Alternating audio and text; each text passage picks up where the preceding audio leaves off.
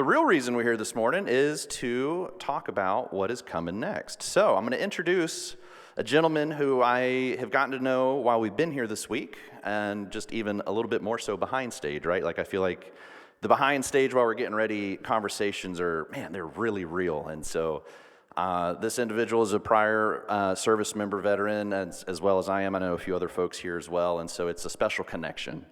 And today, Julio is a technology leader with 20 plus years of enterprise software experience. He's equally comfortable building a new product or leading a major digital transformation. Julio joined Hexagon's Asset Lifecycle Intelligence Division by the N4 EAM acquisition and has held roles at top enterprise software leaders such as SAP and Oracle. At Hexagon's ALI division, Julio is the Vice President of Software Development. He leads the software development for the Operate, Secure, and Maintain product group, which includes EAM, DataBridge Pro, Alix, Python Studio, J5, AKMS, and UNC products. He also performs as the head of app security for the ALI division. Julio attended University of Puerto Rico and with the University of Maryland, and he's a proud service-connected disabled United States Army veteran. And Julio, please come kick off our wonderful morning about AI. Thank you, Julio.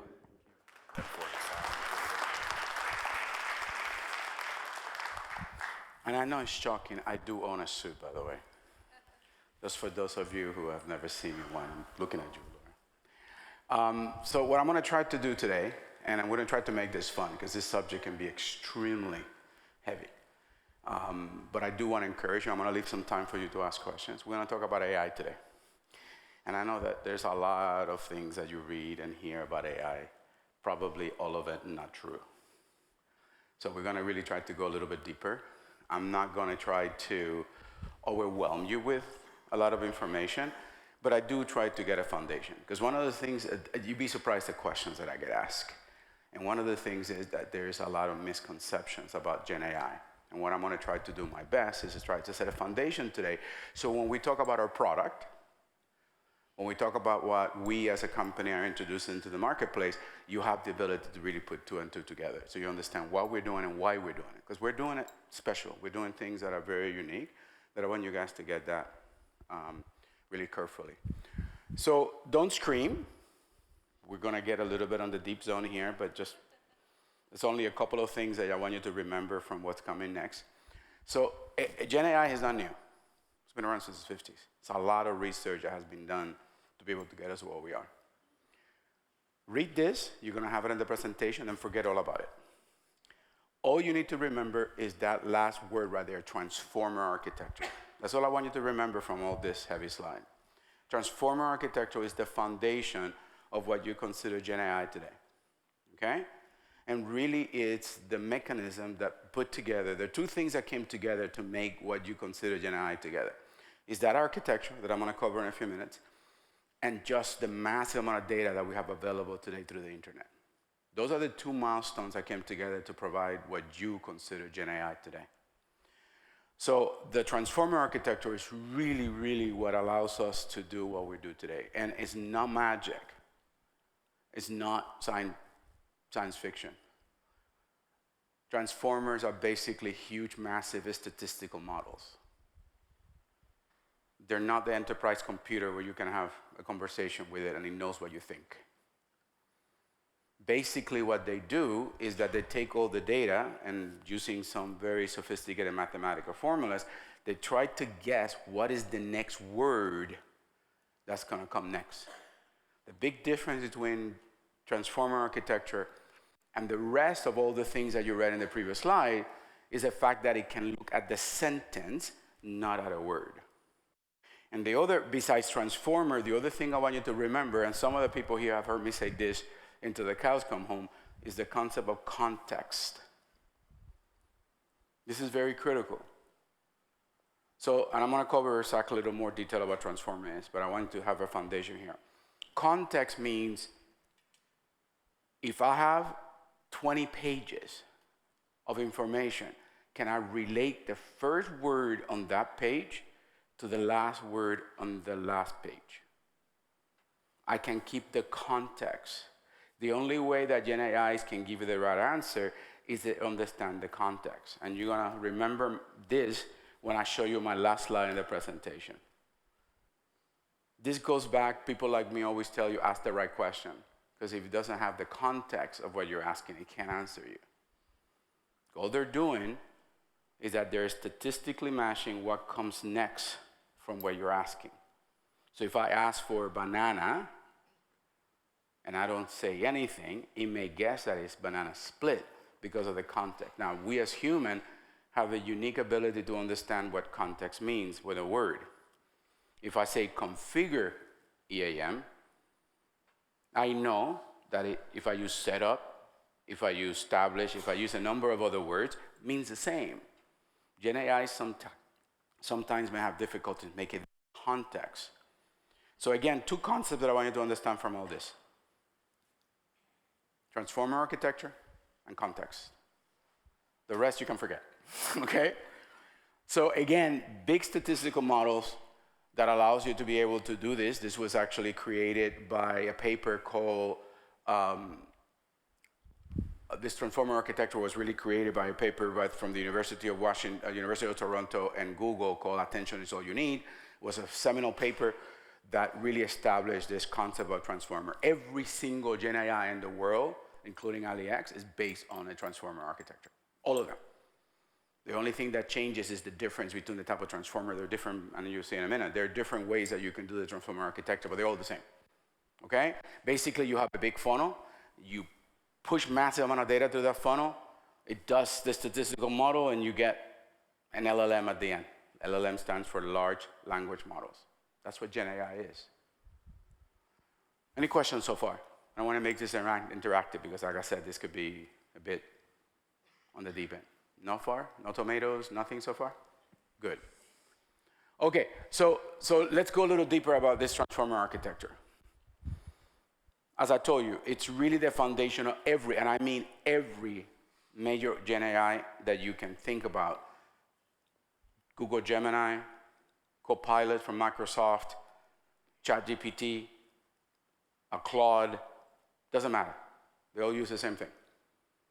The difference between them is what happens inside and the data they fit into it. And we're going to talk about data in a minute because that's really, really important. As I told you, you get the data, you put it in the right format. That is not as easy as you may think. You send it to this transformer model, and at the end, you get this statistical model that is able to understand syntax of sentences and the context in which you're having to do that. Again, why? Because we were able to now deal with the entire sentence, deal with the context, and deal with the attention. It's a fancy word that says, what is the sentiment of what you're trying to do? If I'm asking you to configure EAM, different from configure my car, what's the sentiment behind that question? Now that I cover all this, forget all of it. This really doesn't matter. What matters is that everything you're going to see in this presentation, every graphics, was created with Gen AI. We have come a long way. It's not science fiction.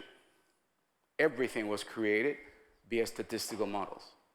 Every single slide, every single thing that you see here, I generated it by asking the right question. Remember that, asking the right question. Because if I ask the right question, it can actually find the right sentiment, it can find the right context, and it can do what I'm asking her to do. And of course, a her.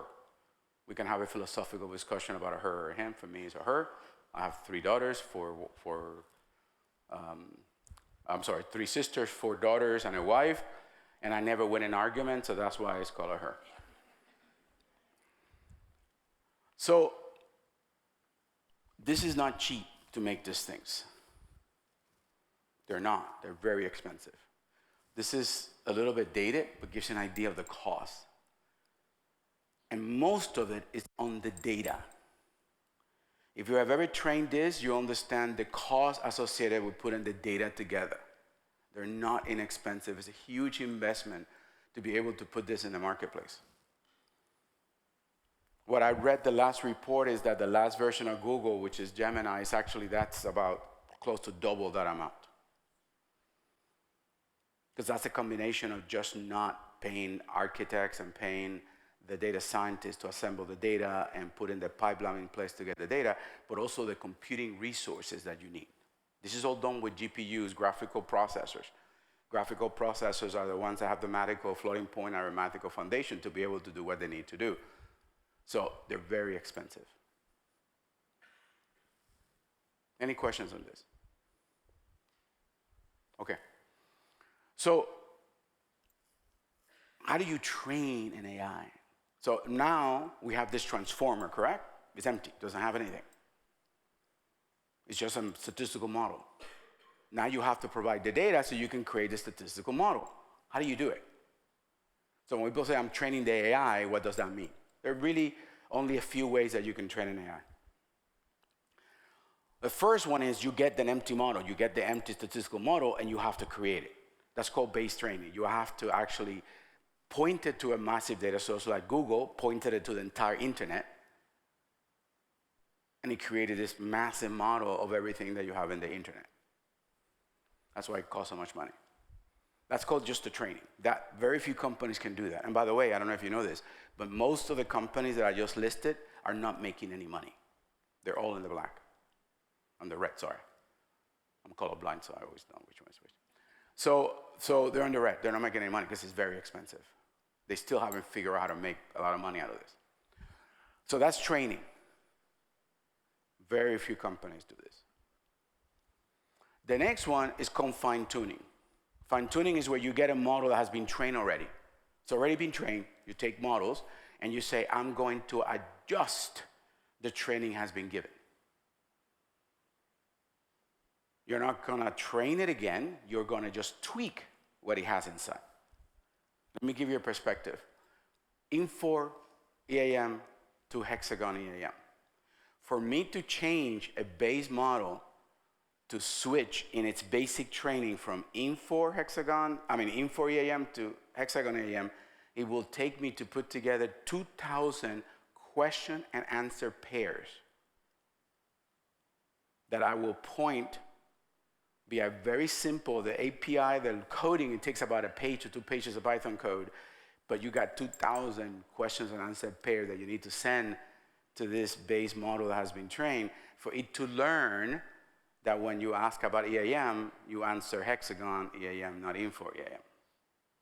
It's not easy. It's all about the data. It's all about how you do this. So again, base training, you got fine-tuning, and then you have the last one, which is RAG. Remember that word? Retrieval, Augmented Generation. That's what we do. That's what most companies in the enterprise do. So Alix, when we talk about it, uses RAG. What RAG means is that you take every knowledge that you possibly have about a particular subject, and you put it in a database.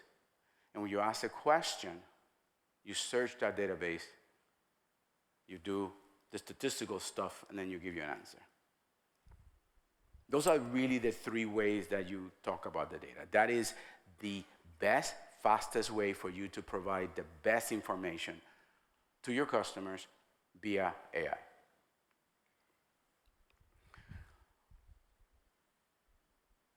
That's what we do.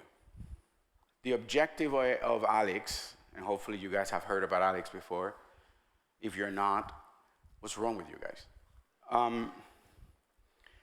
Alix is the artificial intelligence, the Gen AI that was introduced back in November in EAM 12.2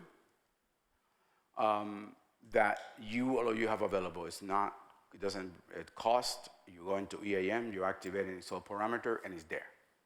It is the single authoritative source of EAM product information in the world. I say that categorically because I have tested personally, I have tested every Gen AI in the world, and I know because we have information in Alix that does not exist anywhere in the world, it's not public. So Google, ChatGPT, Microsoft cannot access it because we don't share with anybody else.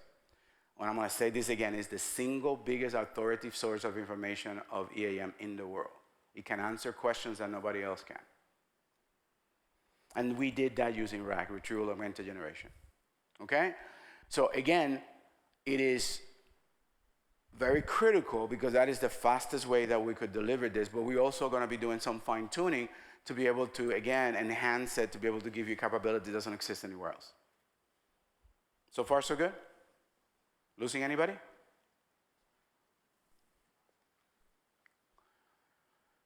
Just to give you a practical example how RAG works. You have this massive vector database, a three-dimensional database that you can store information into a database that is not linear, it's literally three-dimensional. So what do? I take a document, like the list of installed parameters, all of them that are not public, to give you an idea, and we have a lot. I complain about Jackie. We always joke about there's another one. There's a lot. EAM has a lot of installed parameters. Again, that's not public. ChatGPT doesn't have all of them. So we take the entire list, the 45 different pages of installed parameters, and we stick it in this database. But before we put it in the database, we actually have to parse it into its individual components. And we have to take every word and convert every word into a token. A token is a mathematical representation of that word. Because this is statisticals and it's all numbers, doesn't know a word, does a number. And then we take that number and we put it inside a vector database that is three-dimensional. In other words, it can only just say what it is, but it can tell me the neighbors in a three-dimensional space. When you ask the question, I can search the knowledge in that database by looking at the similarities between the word and what may come next by looking at the Euclidean distance between the words. Forget about all of that. I search, I get stuff. Okay? So that's what we do. We take in all this massive amount of documents that don't exist anywhere and we put it in this knowledge base. So when you ask a question to Alix, that's what's happening. We're doing all this on background. Now, I want to make sure that we understand this. We could not have done this without the help of AWS. And some of them are right here. There we go. AWS is a critical partner of us. They don't do everything, and I'm going to tell you a little bit, but they are a critical part. All this process of the indexing, it's called the document indexing process, is done using a technology called Bedrock, AWS Bedrock, and we could not have done it without them. So this is important because, again, that it's one of the sciences behind this. It allows us to deliver this capability using world-class technology. So far, so good? Okay. So now that I gave you this baseline, that we have a common vocabulary, the vernacular of all this technology, I'm going to introduce you to what some people call my girlfriend. And believe me, if you spend as many hours as I spend with this thing, you understand why. What is Alix? Alix is a digital assistant. It is, as I said before, the single authoritative source of EAM information in the world. Or support analysts are using Alix to answer support questions, just to put it in perspective. If you're not using it right now, you should. Is it perfect? No, but we're getting about 99% accuracy. No AI can be 100%. Statistical model, there's a deviation that you always get from statistics, you will have it. No one is. And I want you to remember this. LLMs are non-deterministic. You ask the question 15 times, you're going to get 15 different answers. They might be all correct, but it could be different aspects of what you're asking. But we are getting about 99% accuracy, good enough that our support people are using it.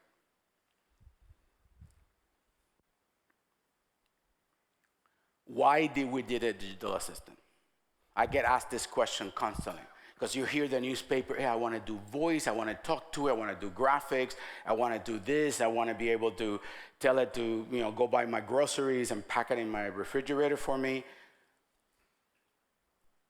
One of the things that, if you've been around me long enough, you know that I develop software very carefully. And if you've seen over the last 3 or 4 years with EAM, most of the major innovations that you've seen for EAM really is a result of this philosophy. Crawl, walk, run.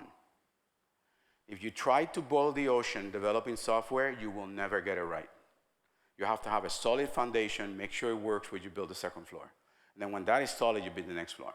That's how we build software. DataBridge Pro, Python Studio, Constraint Optimizer, all the stuff we're doing with EAM, the stuff that is coming out, Alix, is all built in that foundation. So before we could give you all the fancy stuff that everybody thinks that we needed to make sure that we had it right. And I want to cover in a minute, there are foundational arguments that we need to have before we can give you the fancy stuff. This stuff is not easy.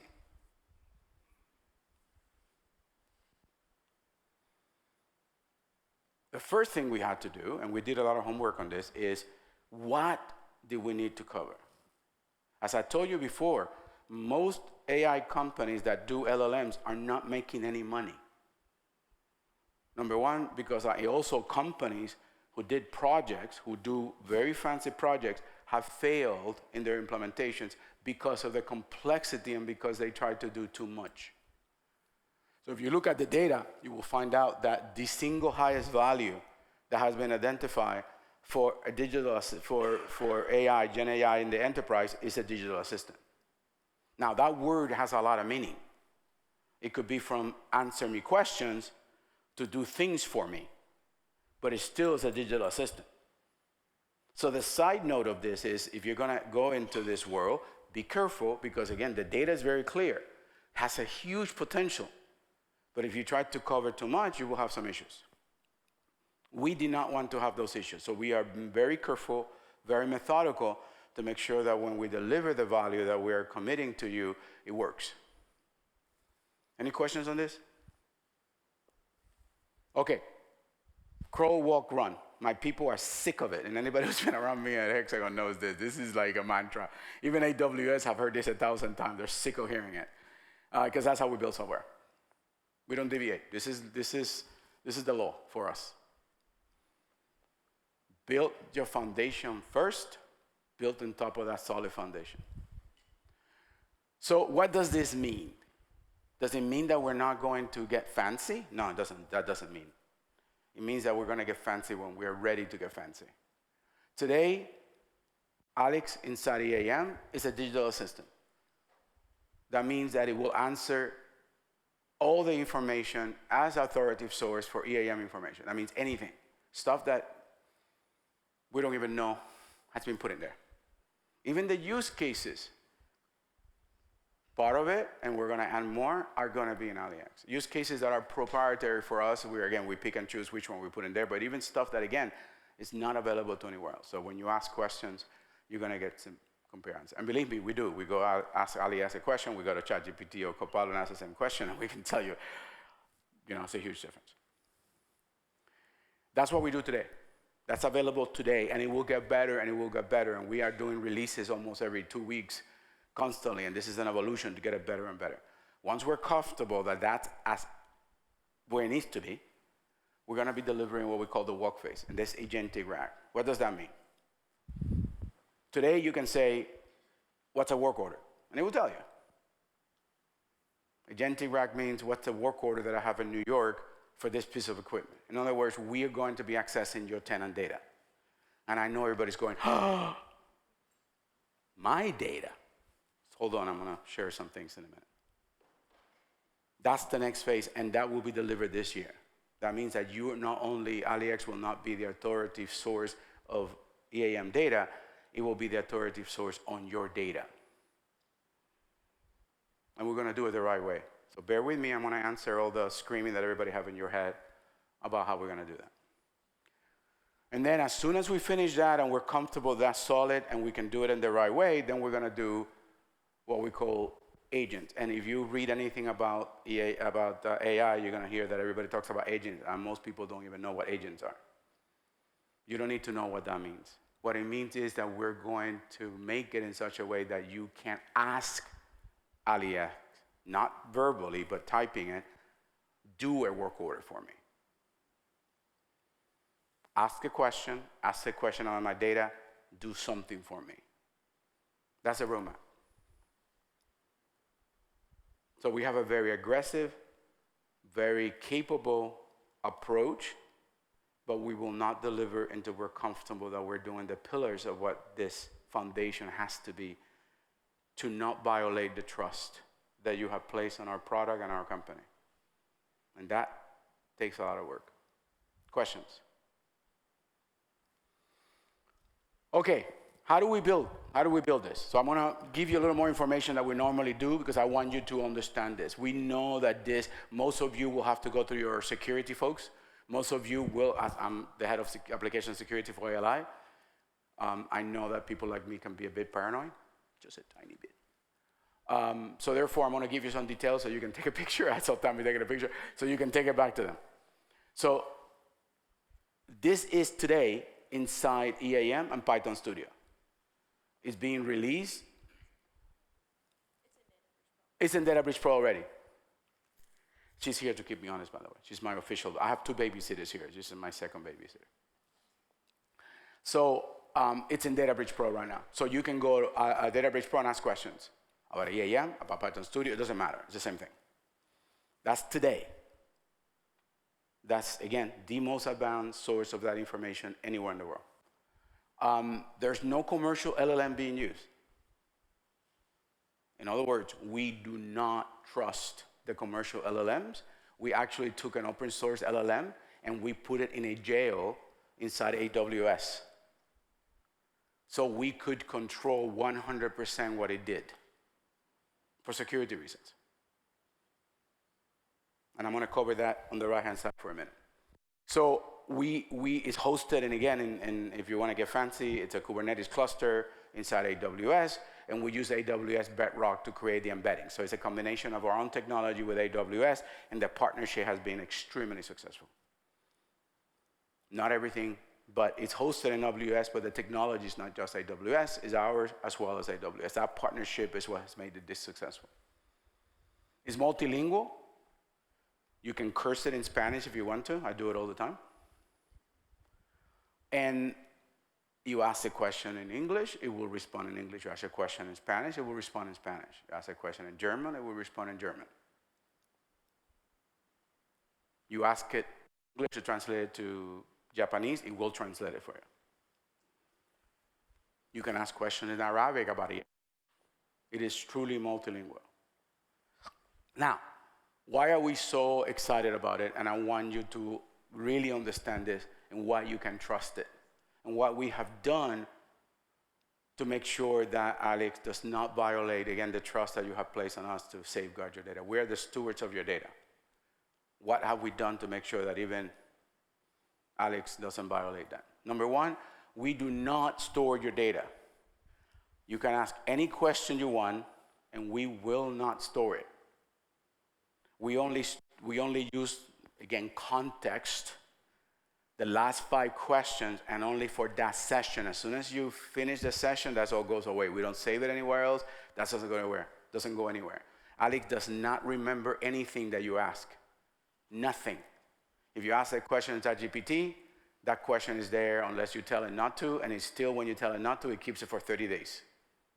Alix doesn't do that.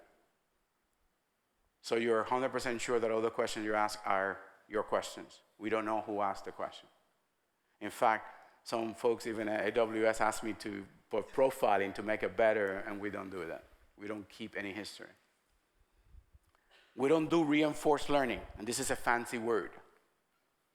Reinforced learning is when you ask the question and it answers you incorrectly, and you say, you know, you're wrong. Let me tell you the right answer. And it learns. It takes that and it learns and it updates its model. It's basically real-time fine-tuning based on the information that you're providing at a very high level.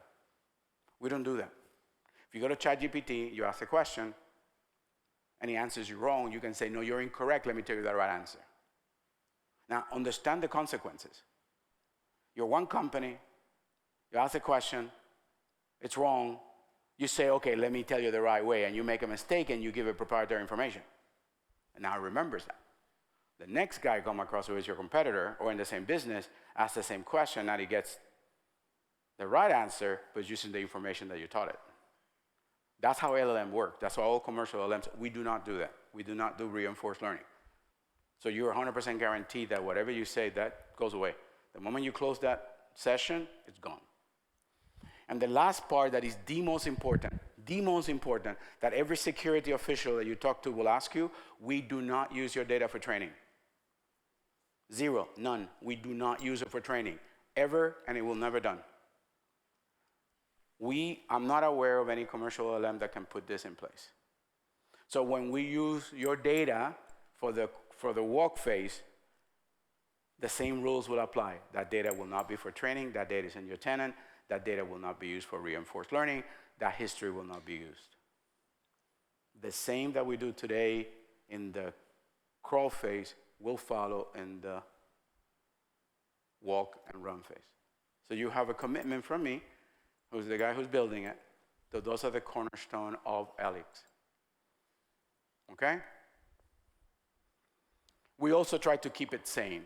So if you ask how am I going to scream at my wife tomorrow, it won't answer you. It's going to politely tell you that's violation of policy. So we have put some safeguards called guardrails that will make sure that you're not violating any civil things that you should not be asking. Questions on this? So I hope you can get the feeling of the safeguards that we have taken to not only give you the power, the best authoritative source of information for EAM, but also the safeguards that we have taken to, again, keep up with the commitment that we have made, just the same way we do in EAM, that we take your data very, very seriously. Yes, ma'am? Have you taken all of this information and put it into a single document that I can print out and give to my tech guys? No, but we will. We will. They are, yeah. That's the reason I put this slide, because from being a security guy, no security person will ever allow you to use it unless you can answer this question. And then the other question I had is, as you go from crawl, walk to run, will I be able to enable the crawl piece and then have a separate section to go to the walk piece while keeping the crawl piece in space, in place? Yes. Different security. Yeah. So yes, you will. You will. So example, right now, you have to go into install parameter, you have to turn it on. Right. You have to make a conscious decision to say, I'm going to allow it. And normally, from my experience, you cannot do that into your security. People have to say, yeah, you're good to go. We will do the same thing for the other ones. Okay? An example, I want to make sure this is clear. When we get to the walk and the run phase, it will follow the same policies as EAM. If you can ask a question about this particular asset, it will let you. If you cannot on the user interface, it won't let you. It will follow the same security and process and guidelines and rules and regulations that EAM has. It will follow it. This is just an extension of the EAM module, not a separate security or whatever. So the first thing that I want you to understand is, if you're not allowing somebody to access that data, they can access it. It doesn't matter which view. This is just an access agent that doesn't violate any other security guidelines in EAM. Okay? That makes sense? But we will make sure that's accounted for, okay? Yeah, because when you guys move to walk, I don't think we're going to be ready for walk. I think we're still looking for I agree. Security people can be very stubborn, can't they? No comments.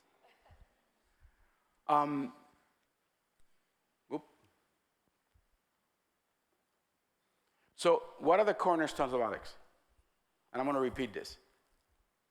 If you remember anything from now, aside all the fancy stuff about transformers and context and all that stuff that I covered at the beginning that you probably forgot all about it already, this is what I want you to remember. Data security.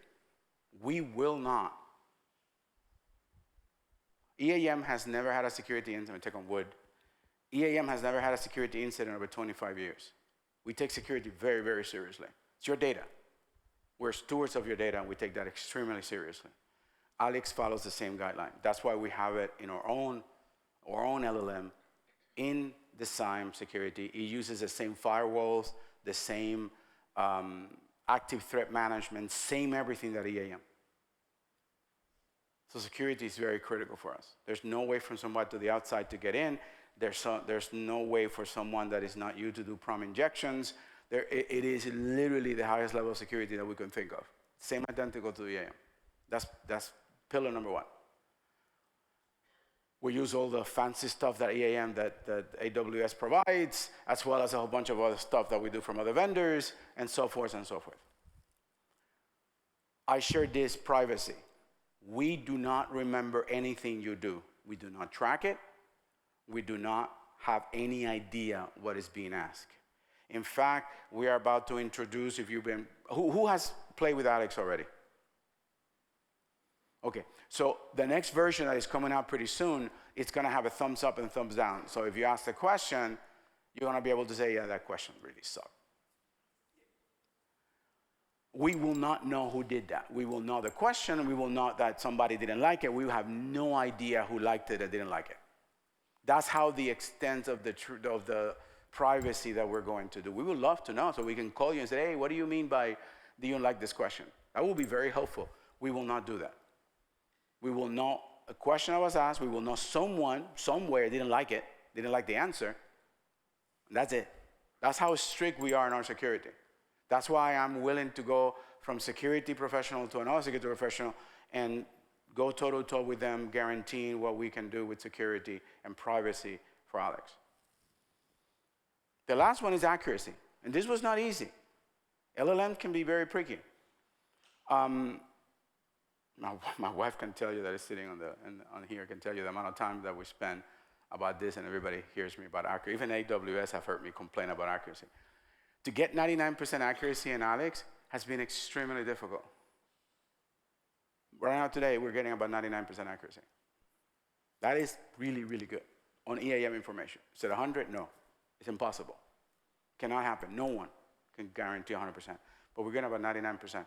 If you ask the right question, you're going to get the right answer. If you ask the right question, and you'll be surprised the questions that we get. Now that I'm seeing it in Alix, I get emails from people. I asked this question, and it didn't answer correctly. And I'm looking at the question. I said, I even have no idea what the question is. So if you ask the right question, you're going to get the right answer. And why is that critical? Because when we go to the work phase and you start asking about your data, that better be freaking accurate, okay? Because you're going to start making business decisions based on the data. So we did not, and this is another reason why we didn't go fancy. We had to go one step at a time to make sure that we have the right foundation, to make sure that we are correct. So now that we have the foundation of accuracy, now that's what we're working on the next phase.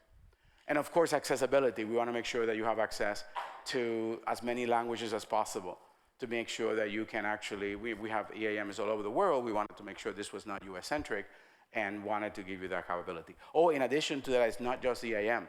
Inside Alix, you got EAM, Python Studio, Databricks Pro, J5, and AKMS, and UNC Data.